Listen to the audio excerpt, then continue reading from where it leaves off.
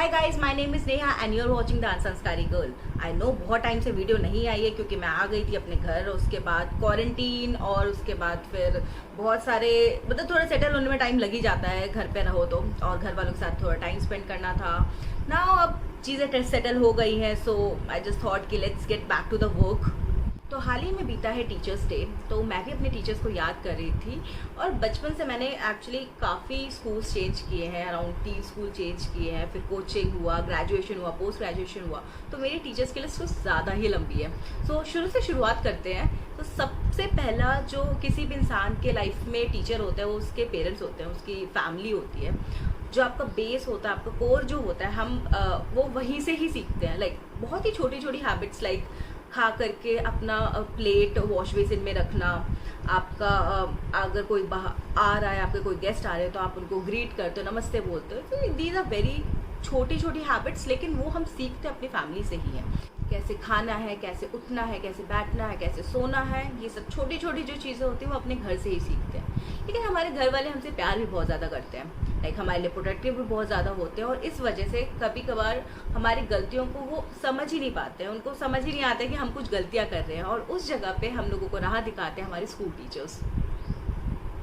Teachers ना ही हमें सिर्फ पढ़ाते हैं बल्कि हमें ज़िंदगी जीने की एक राह भी दिखाते हैं।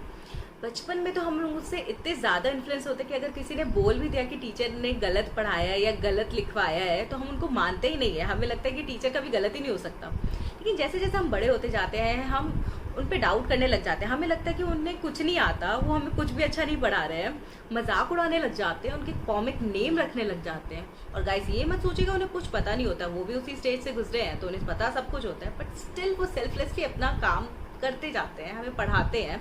एक पल के लिए तो घर वाले भी बोल देते, पेरेंट्स भी बोल देते कि हमने तुमको कितना पढ़ाया लिखाया, लेकिन एक टीचर का भी नहीं बोलता। So guys they are respectful and we should respect them. तो ये तो हो गए हमारे ऑफिशियल टीचर्स। बट घर और स्कूल के बाहर भी एक दुनिया होती है जिसमें ना घर वाले हमको कुछ सिखा पाते हैं ना टीचर्स। और इस दुनिया में मिलते हैं हमको कई तरीके के लोग। कुछ अच्छे होते हैं, कुछ बुरे होते हैं, कुछ न्यूट्रल होते हैं, और कुछ ऐसे अनजान लोग होते हैं जो 10 मिनट में ही हमको ज़िंदगी की सीख दे जाते हैं। कुछ अच्छा करके हमें सिखाते हैं तो कुछ बुरा। And I am pretty sure कि सब मेरे से इस बात पे अग्री करेंगे कि लाइफ का सबसे बड़ा लेसन तो हमारे हमेशा हमारे एक्स ही सिखाते हैं। सो इन शॉर्ट हर कोई इंसान किसी न किसी टाइम पे किसी न किसी के लिए एक टीचर को रोल तो प्ले करता ही है। पर सोचने वाली बात ये है कि आप टीचर तो बन गए, पर क्या आप एक अच्छे स्टूडेंट बन पाए? और स्टूडेंट का मतलब एकेडमिक से बिल्कुल भी नहीं है।